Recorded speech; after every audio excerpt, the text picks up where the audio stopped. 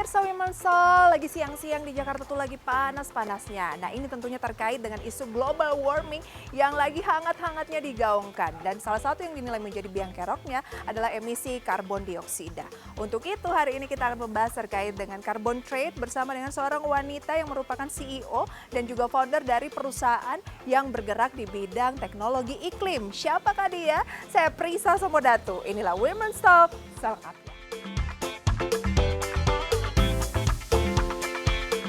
Data Kementerian Koordinator Bidang Kemaritiman dan Investasi tahun 2022 menunjukkan bahwa saat ini Indonesia memiliki hutan tropis seluas 125,9 juta hektar dan menjadi urutan ketiga terbesar di dunia.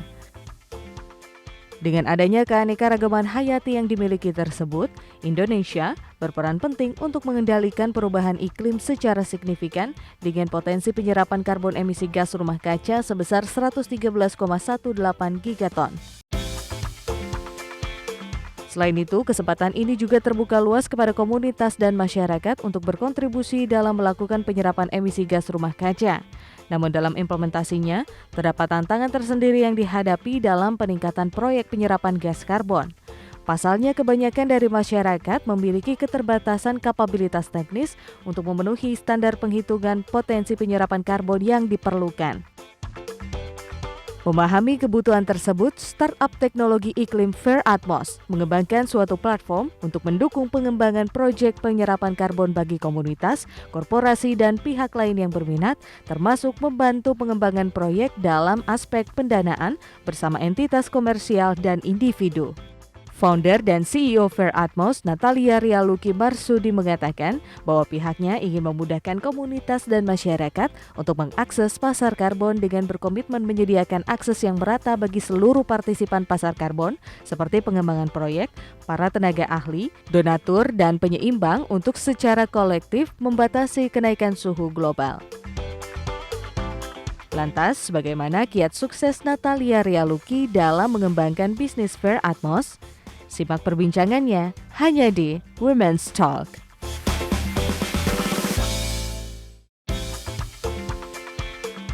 Halo Mbak Prisa, Apa kabar? kabar luar biasa. Kita ganggu sedikit boleh Oh, ya? boleh banget. Welcome to Fair Atmos, Mbak. Wah, kalau perusahaan startup tuh simple ya, langsung disambut dengan tim. Iya. Lagi sibuk ya, maaf ganggu.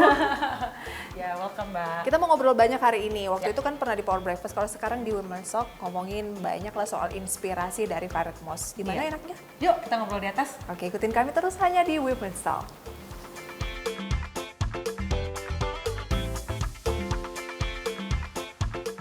Oke pemirsa Women's Talk, hari ini kita akan berbincang bersama dengan CEO sekaligus juga founder dari Fair Atmos. Ada Natalia Rialuki. Mbak.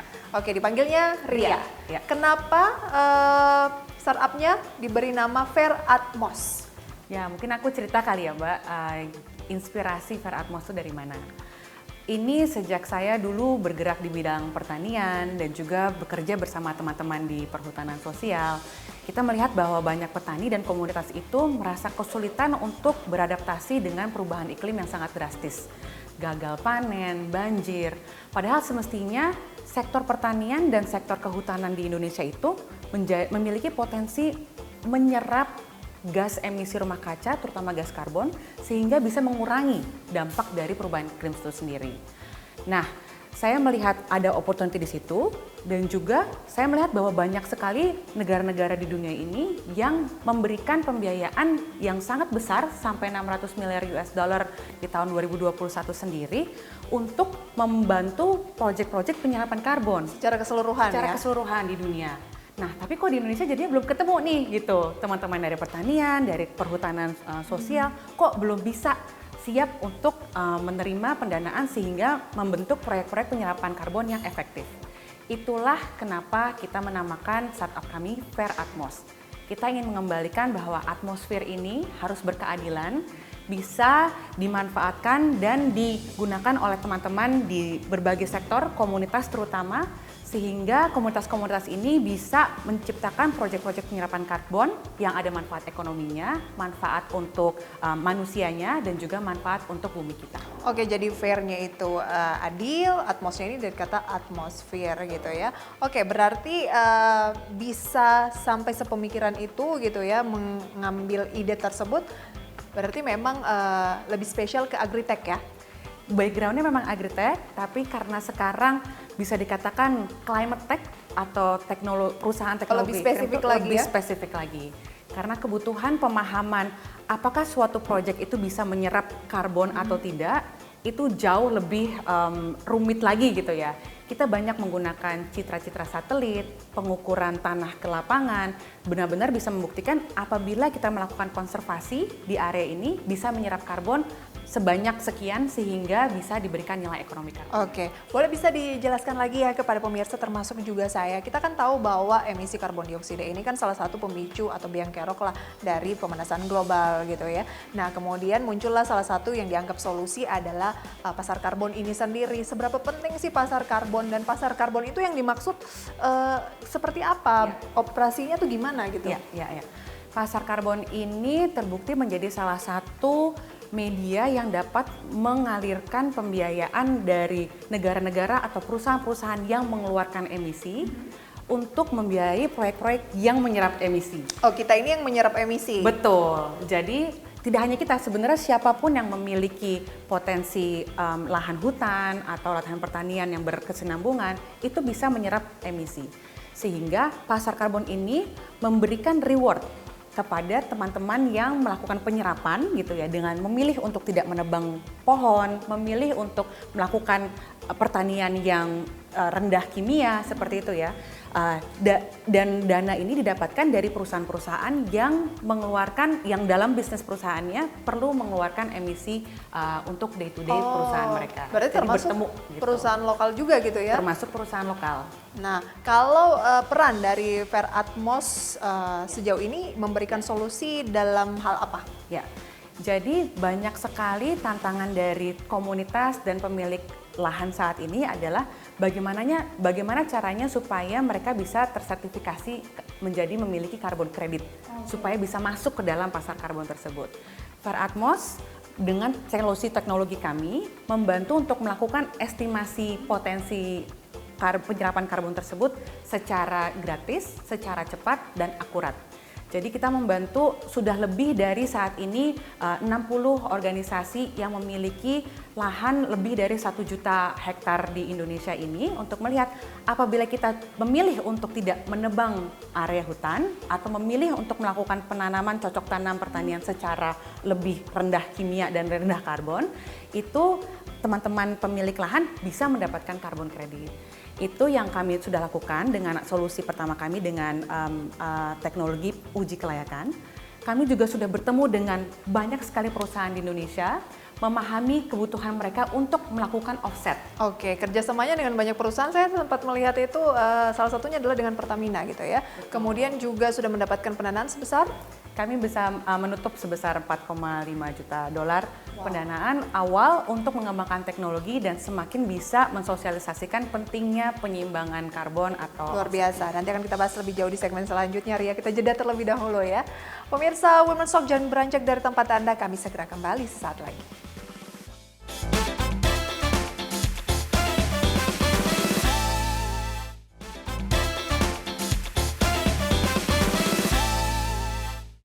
Terima kasih Anda masih bersama kami di Women's Talk, dan kita juga masih akan berbincang bersama dengan Natalia Ria Lucky. Ria, Fair Atmos ini startup baru berdiri, baru sekitar setahun lebih begitu ya. Kemudian sudah meraih pendanaan sebesar 4,5 juta dolar Amerika Serikat. Nah, itu cara meraih pendanaan tersebut seperti apa? Karena memang idenya ini sangat luar biasa ya untuk lingkungan juga. Ya.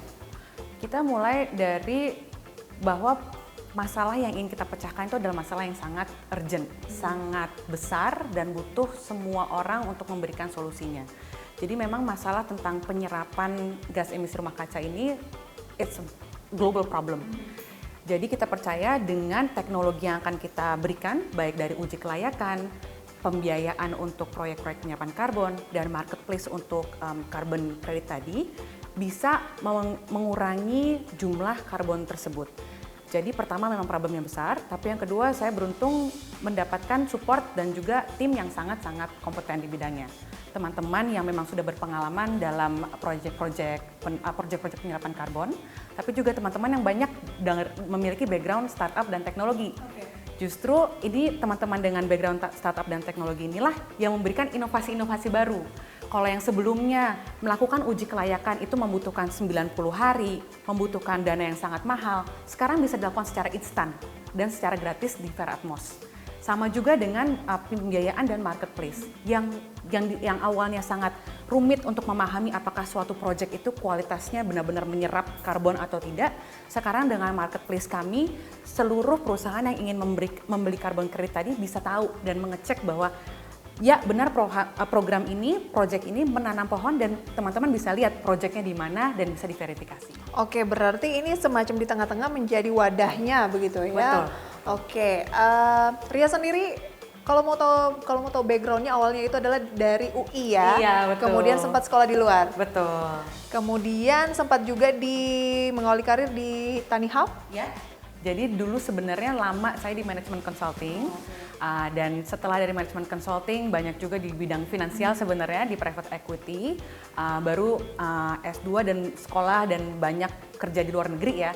Kangen gitu, kayaknya semua skill set saya pengen saya dedikasikan kembali, kontribusikan kepada Indonesia. Saya awali di Tanihub di bidang pertanian, tapi setelah di bidang pertanian saya lihat, wah kayaknya mengenai perubahan iklim belum ada yang bener nih, gitu. Kenapa nggak? Ya udah kita mulai aja. Waktu di Tanihub sebagai? Saya sebagai Chief Strategy Officer. Oke, tapi kalau sekarang kan udah pucuk pimpinannya nih. Nah, itu kan tanggung jawabnya lebih besar lagi tuh pemirsa ya. Kita tahu kan startup banyak yang sekarang lagi goyang ya, lagi layoff, kemudian termasuk juga Tanihub kan ya, lagi ada persoalan. Nah, gimana memandang hal tersebut sebagai seorang pucuk pimpinan saat ini? Banyak pelajaran yang memang kita dapatkan ketika kita melalui suatu bisa dikatakan cycle ya, dari usaha gitu. Bisnis kan dan pasar kan memang naik turun ya, jadi ada good days dan dimana ketika memang pasar menormalisasi, memang perusahaan nggak selalu rainbow. Betul, gitu ya? betul. Harus yang bisa yang lebih sustainable, mungkin yang lebih bertahan gitu.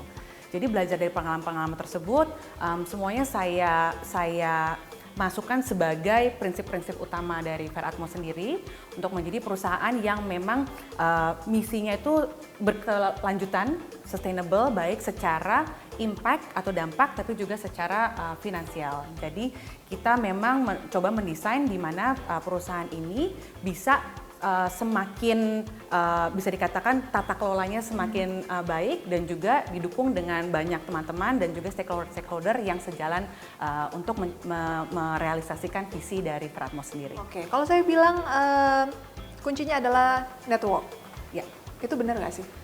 network is one, tapi network sendiri juga tidak akan bawa kita kemana-mana. Kalau kita sendiri tidak tahu sebenarnya problem apa yang benar-benar pengen kita solve, tidak memiliki expertise atau mungkin teman-teman yang bisa membawa expertise tersebut. Dan yang terakhir sebenarnya hard work sih. Kalau kita punya semuanya, tapi kita sebenarnya karena starting a company is very difficult, gitu kan. Jadi ketika kita memberikan seluruh usaha kita untuk menciptakan suatu teknologi yang bermanfaat bersama dengan orang-orang yang tepat dan bisa dikatakan mungkin zaman sekarang bahasanya agile gitu ya, bisa menyesuaikan diri dengan perkembangan regulasi, dengan perkembangan pasar dengan lebih baik.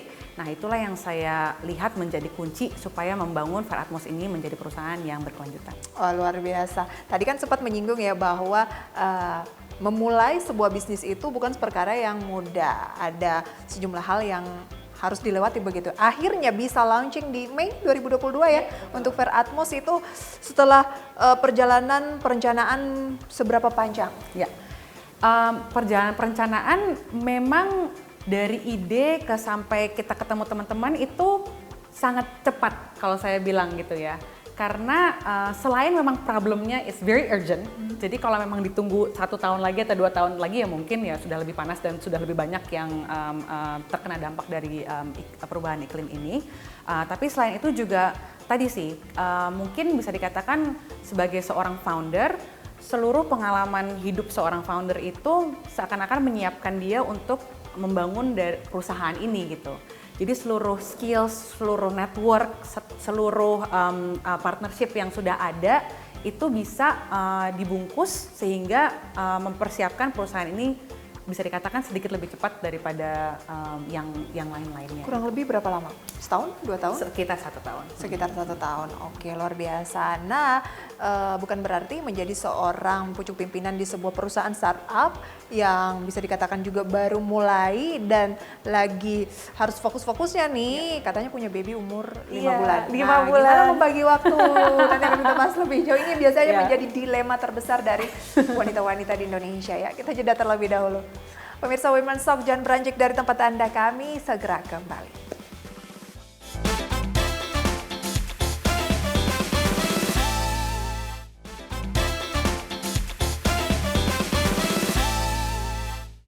Masih bersama dengan wanita inspiratif kita kali ini. Beliau merupakan CEO sekaligus juga founder dari Fair Atmos, sebuah perusahaan startup di bidang teknologi iklim gitu ya. Tadi kita sudah membahas cukup panjang terkait dengan pasar karbon, kemudian juga bagaimana peran Fair Atmos di Indonesia begitu ya. Nah, sudah berpartner dengan siapa saja partnershipnya ataupun juga sudah melakukan project dengan perusahaan mana saja, termasuk tadi saya lihat di media sosialnya ada Pertamina gitu ya, BUMN. Banyak sih teman-teman dari, kita senang banget dari sektor BUMN, ada memang dari Pertamina, dan beberapa kementerian seperti Kementerian ATR BPN, tapi juga ada banyak dari perusahaan teknologi, jadi dari teman-teman dari Goto, dan ada juga ya mungkin banyak lah partner-partner lainnya yang kita happy di sini sih, semua baik dari pemerintahan, dari sektor teknologi, sektor private gitu ya, dan yang paling penting juga komunitas, banyak juga teman-teman dari NGO dan foundation. Itu yang membuat Fair Atmos unik, kita hanya berhasil kalau kita bisa kerja bareng sama semuanya dan membuat proyek-proyek penyerapan karbon yang bisa bermanfaat. Oke, selama ini yang masih menjadi tantangan utama itu biasanya apa sih? Apakah dari kendala biayanya memang masih cukup mahal kalau ngomongin karbon di Indonesia atau gimana? Kebanyakan tantangan terbesar adalah bagaimana kita menghadapi regulasi dan juga legalitas-legalitas yang harus diklarifikasi. Ada apa dengan regulasi? Jadi kalau dari regulasi saat ini memang sudah banyak peraturan, kejelasan dari peraturan-peraturan di Indonesia yang mempersiapkan Indonesia, pasar karbon di Indonesia. Nah, itu kita pantau lebih lanjut dan sebagai platform Fair Atmos sendiri mengikuti arahan-arahan dari pemerintah yang mungkin masih membutuhkan beberapa waktu untuk di scale up gitu ya, atau dieksekusi dalam cakupan luas. Nah, namun ada juga beberapa tantangan legalitas karena beberapa teman-teman yang memiliki proyek-proyek penyerapan karbon di level komunitas, di level tapak, terkadang tidak memiliki berkas-berkas lengkap mengenai ini lahannya memang boleh hak milik atau hak kelola oleh komunitas. Oh, itu yang menjadi persoalan, udah ada project nih, udah siap pendanaannya, tapi begitu ini legalitas dari lahannya ini yang masih jadi persoalan ya. Klasik ya. Klasik, tapi kita percaya dengan adanya ini karena ini misi baru gitu ya, yang semoga seluruh lapisan dari masyarakat dan pemerintahan dan private juga sangat antusias untuk menyelesaikannya. Kami sih berharap akan banyak inovasi-inovasi baru lagi untuk permasalahan-permasalahan klasik seperti ini. Oke, jadi dari segi legalitas, kemudian juga peraturan-peraturan yang mungkin masih terus di scale up begitu ya, diperbarui oleh pemerintah, ini yang biasanya menjadi tantangan karena harus di follow terus tuh perubahannya seperti apa. Nah, kalau kunci kesuksesannya itu sendiri tadi adalah kerja keras ya, kemudian support dan juga tim yang solid. Dari sisi keluarga nih ya, sejauh mana mensupport karir seorang Natalia Rialaki, karena baru punya baby usia Iya. 5 bulan saat Iya, ini ya. betul, Itu ya. gimana rasanya, mana harus fokus ke Fair Atmos juga. Iya. Sebenarnya anak saya 2, jadi satu udah 3 tahun, satu memang baru 5 bulan. Tapi memang benar, saya tidak akan ada di sini dan tidak akan bisa set up Fair Atmos kalau bukan untuk keluarga saya juga gitu. Jadi yang pasti pertama pasangan dari suami is very supportive gitu kan ya. Tapi yang kedua juga dari keluarga saya dan keluarga pasangan juga very supportive, karena sekarang ya anak saya dijagain sama eyang sama opung-opungnya gitu. Jadi bagi saya hanya bisa membagi waktu, saya harus disiplin dalam membagi waktu. Jadi yang pasti setiap pagi dari jam 6 sampai jam 8 tuh sama anak-anak, dari jam 5 sampai jam 9 malam juga sama anak-anak, tapi jam 9 malam sampai pagi juga boleh kerja lagi gitu kan. Jadi selain disiplin waktu, ada support dari keluarga yang bisa membantu. Sebagai perempuan gitu ya, juga harus tetap percaya bahwa kita melakukan yang terbaik untuk keluarga kita, dan juga supaya kita juga bisa melakukan hal yang bermanfaat bagi komunitas. Kabarnya tuh biasa sambil meeting, sambil apa, bisa sambil pumping, Iya, sambil kerja ya, betul, luar biasa. betul. Ibu-ibu yang luar biasa tetap punya mimpi di karir, tetapi juga tanggung jawab di keluarga ya tidak boleh ditinggalkan gitu ya. Oke, lantas apalagi mimpi-mimpi dari seorang Ria? Iya. Saya sih hanya berharap bahwa apa yang Fair Atmos bisa lakukan sekarang ini bisa berkelanjutan dan menginspirasi teman-teman dan generasi-generasi berikutnya, terutama ya buat anak-anak saya juga gitu kan ya, supaya bahwa kalau kita sebagai seorang pribadi yang melihat ada permasalahan yang harus diselesaikan, kita tidak perlu menunggu siapapun atau berharap akan ada orang yang akan membantu, tapi why don't we take action gitu. Kenapa nggak kita yang mendirikan solusinya? Mungkin pasti akan sulit gitu kan ya. Oh ya, dari regulasi harus menunggu, dari legalitas, dari private company juga banyak pertanyaan, dari komunitas banyak pertanyaan, pasti banyak sekali tantangan. Tapi kalau misalnya bukan kita yang melakukan ya sampai kapanpun masalah tidak akan selesai.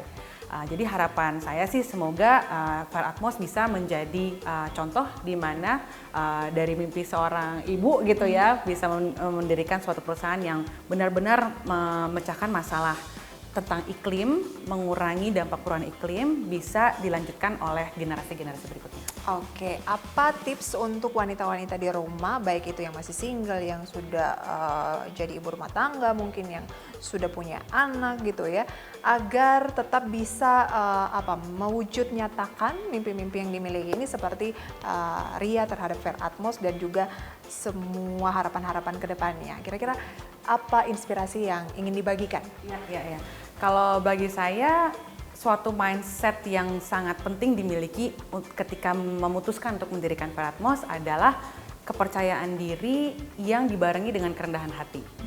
Maksudnya apa? Bahwa dalam semua cita-cita kita sebagai seorang wanita, seorang ibu, seorang wanita karir gitu ya, kita harus percaya diri bahwa kita bisa melakukannya.